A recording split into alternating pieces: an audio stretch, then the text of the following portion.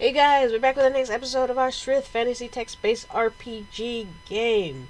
Last time we were doing some exploration in the northern area. Well, now we're in central at Telinus, so that's where we left off.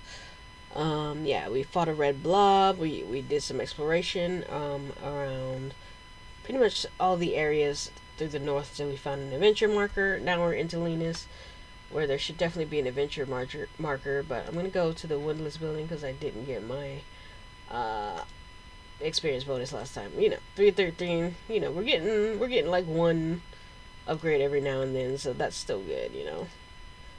So let's save, just to be saved. So yeah, we're gonna do some exploration here in Telinus. We haven't really looked that hard around, and it's a larger city. And then check out an adventure. So let's get going with that. Thanks so much for hanging out and joining me. Telinus, known as the City of the Griffin, is the capital of the Kingdom of Tisa.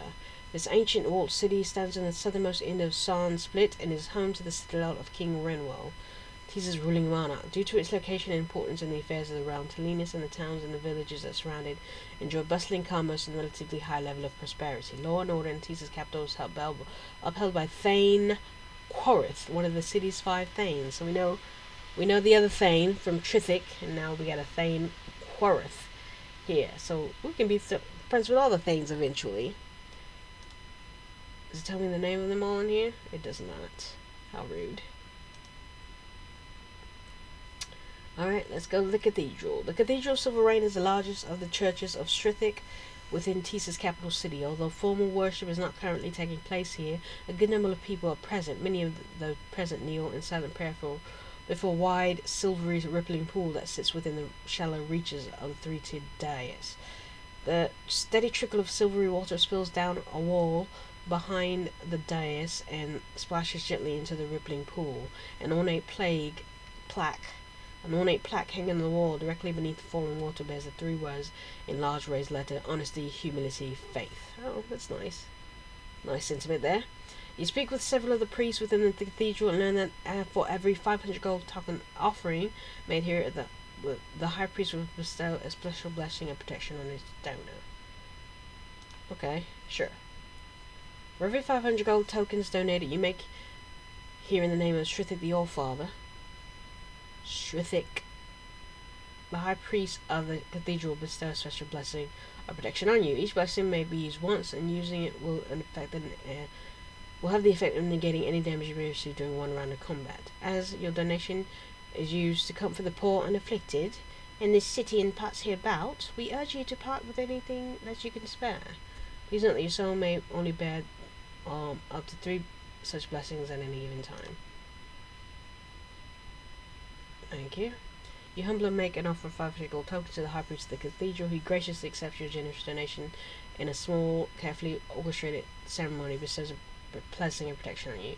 May the All-Father protect you through the perils of life, he says as the ceremony concludes. Okay. Is that all we were doing? Okay. Kneel before the silver pool. I think I've been in here before. As you kneel for the silver pool's subtle, calming sensation washes over you. After several minutes, you rise from the kneeling position, feeling refreshed and invigorated. Explore. On the far side of the cathedral's main chamber, you discover a set of torchlight steps winding upwards. Curiosity gets the better of you, and after quickly glancing around to be certain that you won't be seen, you begin to climb the winding stair. You've counted nearly 20 steps when the sound of a man screaming from somewhere above reaches your ears. His desperate, fearful cries abruptly. Let's go look. You fly up the rest of the winding staircase and arrive at the landing that opens into the broad hall. Peering around the corner into the hallway, you behold a gruesome sight. 4 masked figures stooped over the body of the fallen priest. Each of the masked figures wields a black wooden cudgel. An open window overlooking the lower courtyard near where they stand appears to be providing the means by which the men gain access to the hall. Finish it, said one of the masked figures. He has no sooner spoken the words than one of his cohorts raises up his cudgel as if to strike the prone priest a final blow. You realize that you've only seconds to save life the fallen priest from the savage blow. Archery, it is. Your arrow sails down the hall and faithfully hits its target. The masked man whose cudgel raised to do so cruelly in the fallen priest's life drops his weapons and staggers backward, your shaft piercing his forearm. The wounded man painfully pulls the shaft the rest of the way through his arm and disguises a bloodied arrow on the floor. Then, using his hand to compress the wound, he climbs out the open window and disappears. The apparent leader of the masked man gives an order and the other two depart to the same window. As you move toward the window, he turns to face you and issues a chilling warning. "You've made a sound mistake this day, friend," he says in a tone as sinister as his words. "May the mark be ever on you." Without further word, he climbs out of the window and disappears from sight. You rush over to the open window and peer out of it, but much to your surprise, the courtyard below stands empty. Puzzled by the strange turn of events, you immediately turn your attention to the reviving the fallen priest. The priest was badly beaten by the assailants, but you managed to bring him around. When his eyes open, he smiles weakly and allows you to help him to his feet. He tells you that he was on his way to the cathedral's vault with some important documents bound for storage when the masked man entered the hall through the window and assailed him. "There are a number of important things kept in the vault," he said, "though I'm not certain which of these would interest the thief. We mostly keep our records and documents there." The priest, a stout, middle-aged man, introduces himself as Salwin and thanks you earnestly for coming to his assistance. "It's not my chance that brought you to hither in a moment of need. Of that I am certain," he says, smiling. "The All-Father is ever present, and those who maintain faith in the guidance of his oft unseen hand will walk a road less perilous for it." Salwin thanks you again, and you bid him farewell before descending the stairs and leaving the cathedral. I wasn't done exploring, but I guess I am. This is the shop of Epona, master mapmaker and part-time adventurer, the diminutive young woman, whose skill with a sword has been finely honed under the tutelage of Thofira. Thofira. Okay, that's it. So there's also for days here, making detailed maps of all manner of clients throughout Tisa and beyond. It's well known fact that Alakin, or Alakin, bolsters her income by selling information regarding the location of certain explorable places, to which her main profession has made her privy. Converse. Algrin seems only too pleased to put aside her work and speak with you. She fetches 2 mugs of steaming paleo and proceeds to ask you all about your latest adventures. Listening intently, she nods at regular intervals and sometimes shakes her head in disbelief as you describe some of the more recent events in which you've played part. "Someday I'll have time for that," she says, turning her gaze to the open window that looks out into the street. "For now, I'll have to be content making maps and supply folk like you locations of explorable spots, but I can still dream of someday." Okay, let's purchase some information. Alcarin rummages around through several untidy stacks of paper, attempting to discover if there's any location she has available to sell you. "Yes, here we are," she says at last, smiling as she closely examines what appears to be several hastily drawn maps. "I think I might have just found something for you." "Okay, what is it?" Standing at Alcarin's side, you look down at the cluttered surface of the table, of which is spread numerous maps in various stages of completion. The map maker tells you that she has just found 3 locations that might be of interest to you. It costs 100 gold to purchase the rest of the location. Once purchased, locations will be available for you to travel to. Can I buy all of them?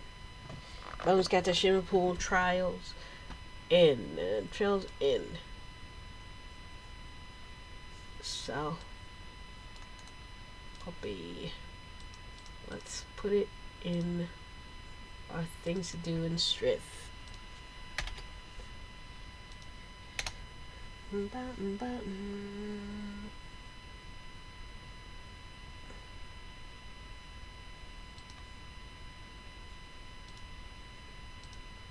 Alright, there we go. Can I buy them all? I can! Yay! Oops. I meant to copy that.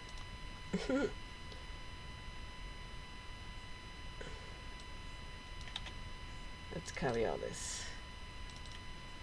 Bing, bing, bing.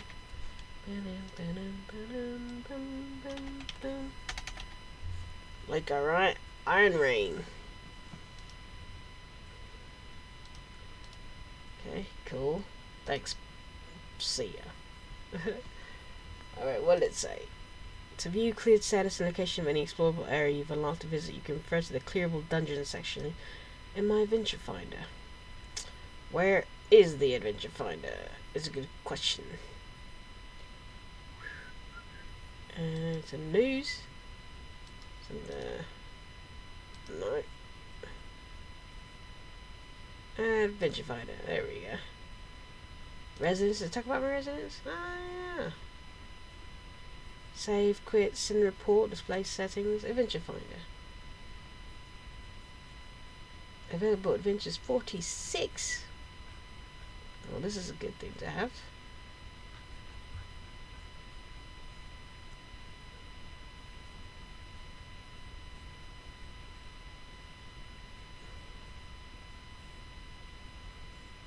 The Maze of Tits in the Iron Crown Isle. Ashlear. Battlegrounds of encampments. So many adventures left. Talinas, see, that's where I am now, so we're gonna go through a lot of stuff in Talinas.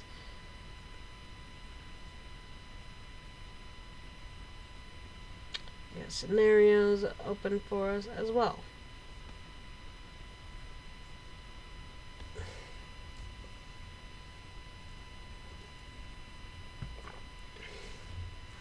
Right, fun. I don't have a mount.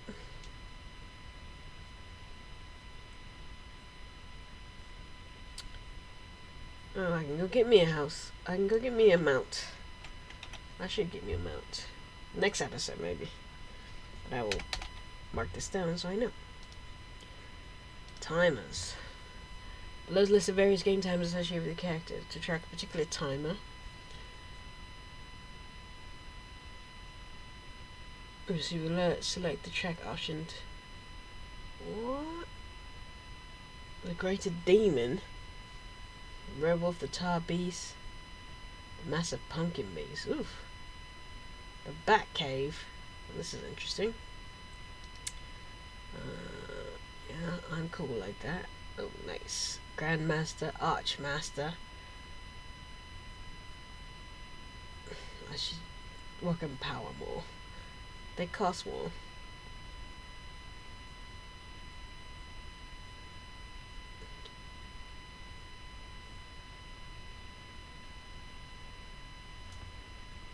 This is fun. Edit profile. Body type. Oh. I mean, you know, I'm average. She's a redhead, obviously. Length, we're talking medium. She got green eyes because her name's Allison, and it's after Allison Hannigan, who plays Willow on Buffy. We're young now. I just became an adventurer. I'm cool like that. What city am I from? Good question. Thinking. Oh, it's unknown, I think. Mysterious. Fun. Oh, I got to see the map. Nice. Dungeon map settings. Graphical first person. Text overhead. Why would I want to disable dungeon view? That would be crazy. I like the way it is. Oh, we got lore galore. I might read all this one day. Recent events.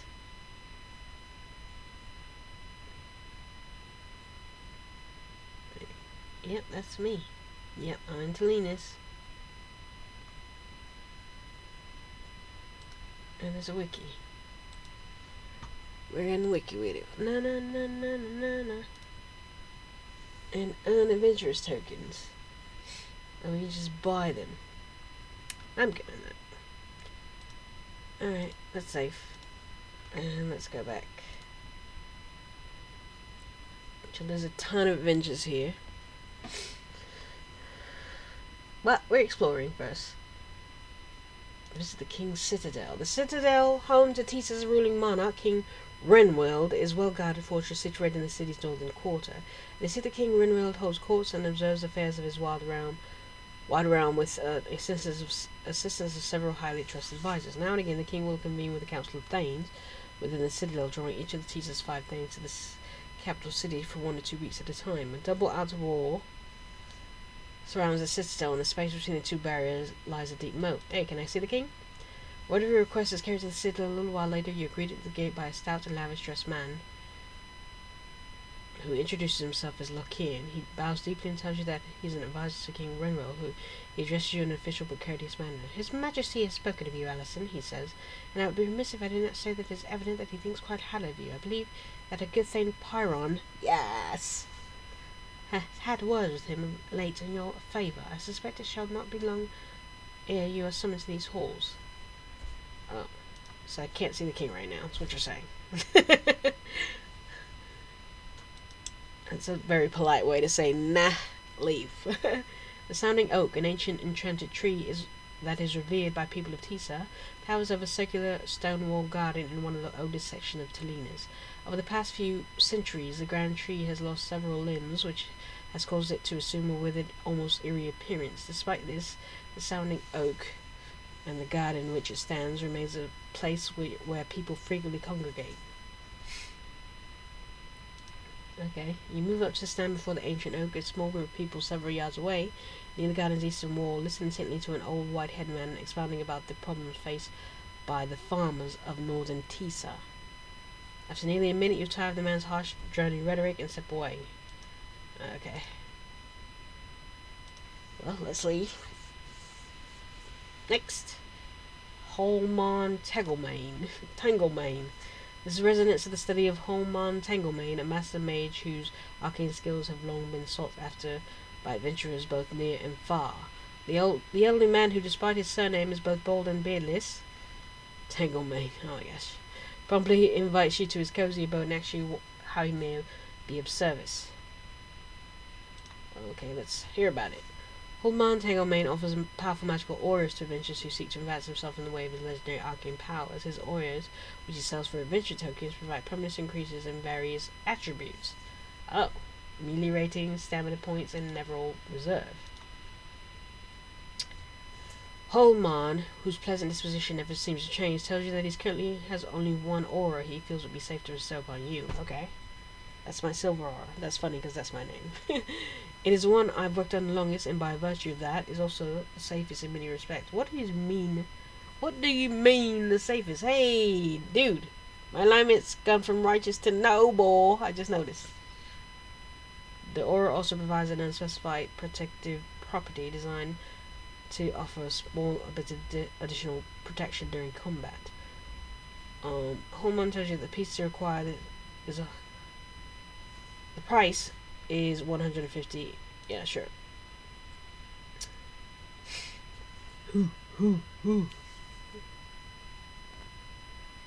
Holman accepts your payment and promptly places the valuable currency in his iron strong box, which he immediately locks. Then, without warning, he turns and thrusts a right hand in your direction, though his hand never comes within a few feet of you. Instantly feel a strange sensation pass through your body. Your feeling abruptly disappears, and you notice, at least you think you do, a faint silver aura surrounding you. Yes! Thank you. That went very well, says Holman, apparently pleased with herself. Should you notice anything out of the ordinary, please let me know. I don't know that there will be anything I can do for you, but telling me about any problems will help me perfect my art.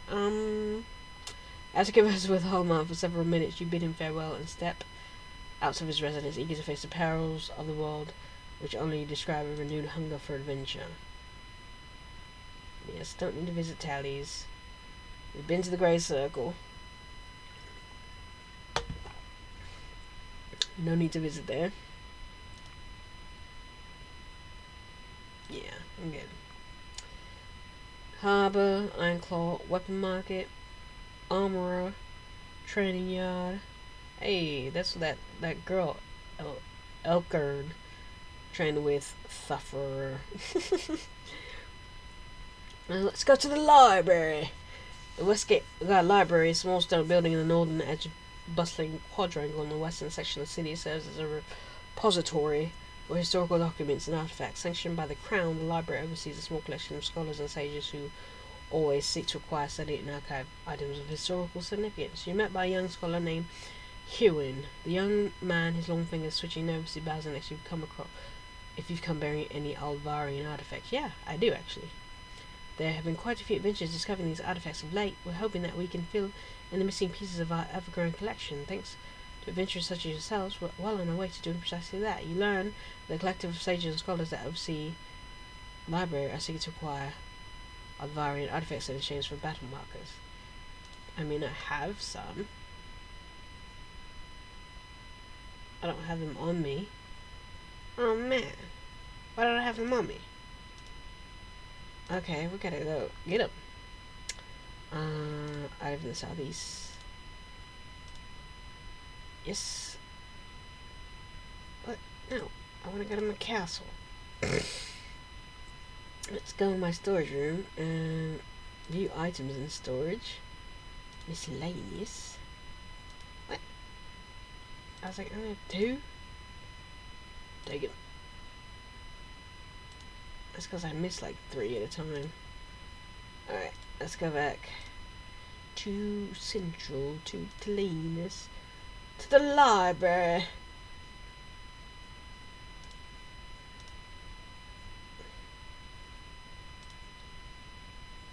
Okay.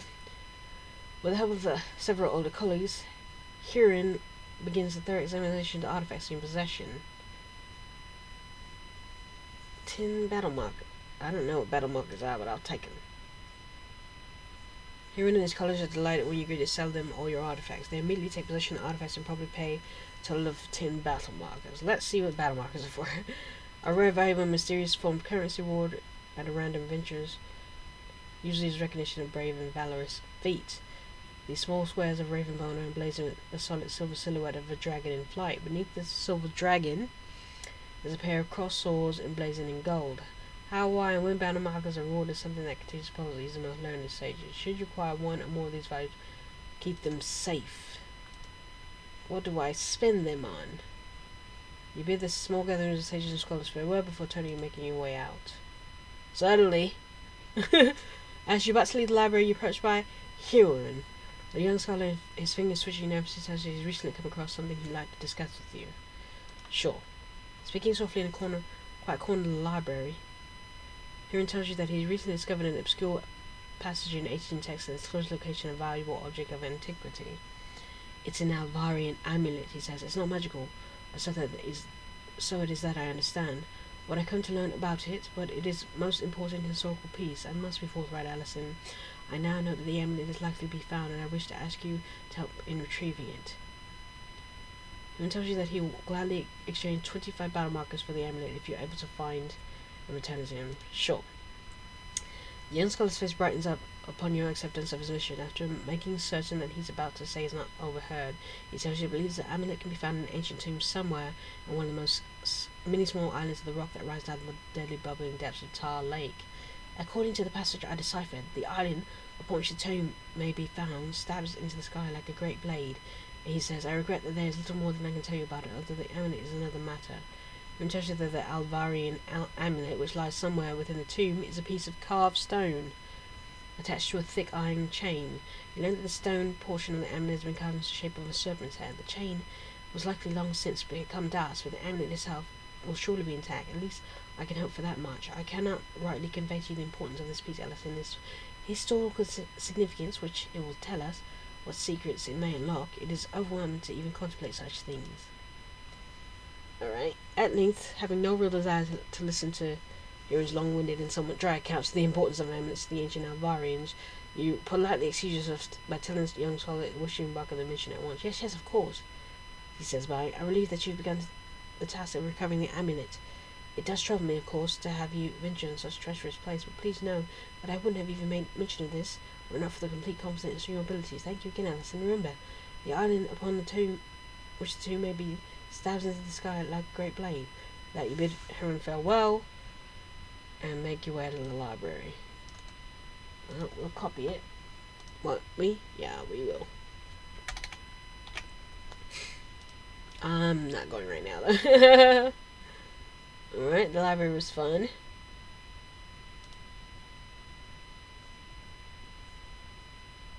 This is the guy who sold me my castle.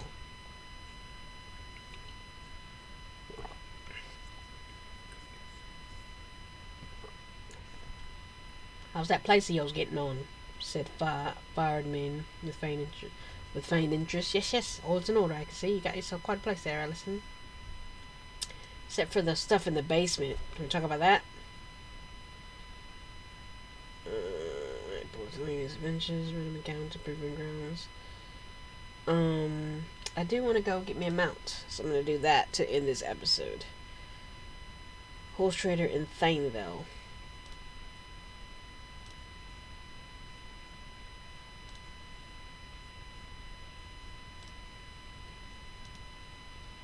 In the midst of a long stretch of rolling meadows, nestled between two arms of thick forest on the northern edge of Thaneville, lies the farm of Garsman, whose reputation to the kingdom's greatest breeder and trainer of horses is both widely known and well earned.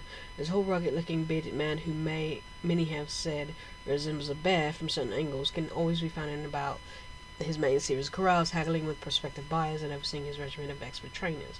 His brother Theb now operates the portion of their enterprise that supplies horses to the Tissian army, while Garsman spends his time outfitting the kingdom's growing adventure population with fast and reliable mounts.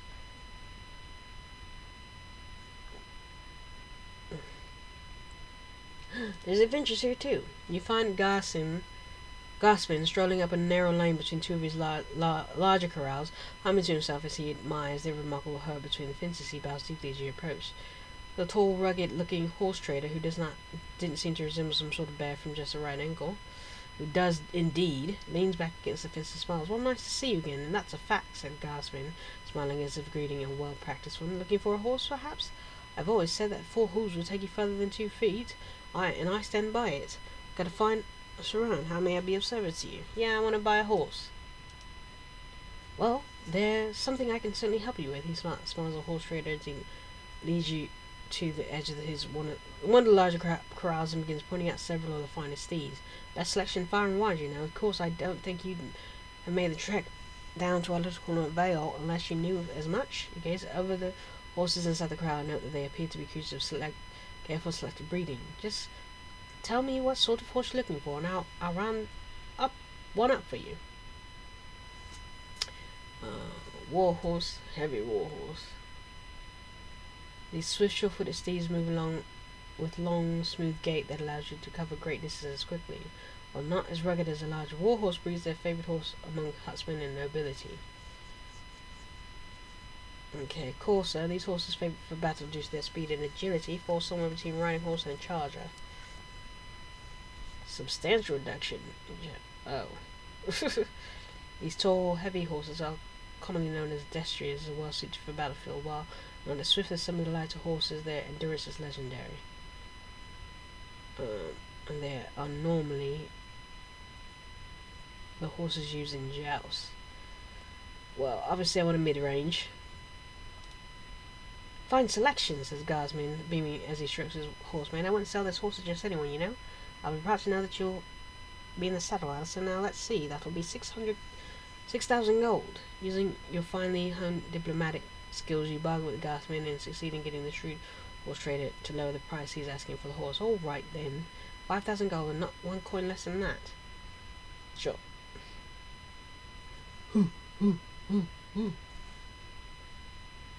"Remember, if you treat them right, they'll be loyal to a fault. My, don't the two of you make just a fine pair." As you take your leave with your new seat at your side, you glance back at the horse trader and take it back to note that he appears to be wiping away tears as he watches you depart. Yay. New details. We gotta name him. Well, obviously, I'm gonna name her Epona.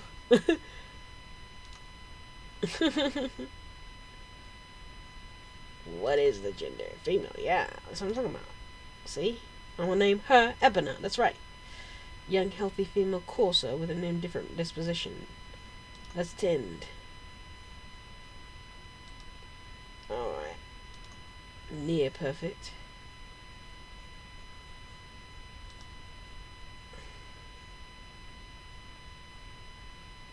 About mouse. Rating, properly tending to your mount will have a positive effect.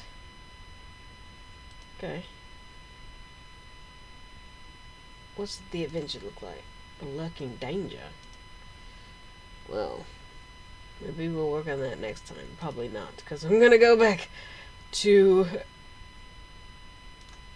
I'm gonna go back to Tolinas.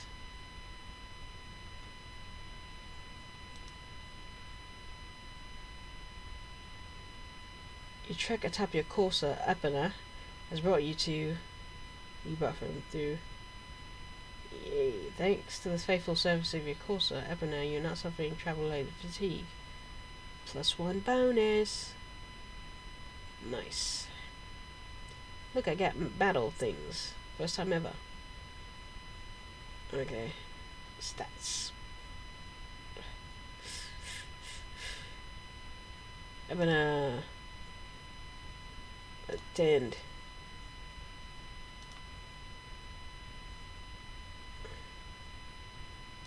Sweet. Alright, we're at 30 minutes, so I'm going to end the episode here. Seriously, next time we've done exploration, so next time we're going to start some adventures here. There's a lot, as you saw in the adventure journal or whatever, so it'll be good for a few episodes, I think. Thanks so much for hanging out and joining me. Until next time, you know what I'm going to say. Peace. Peace, peace, peace.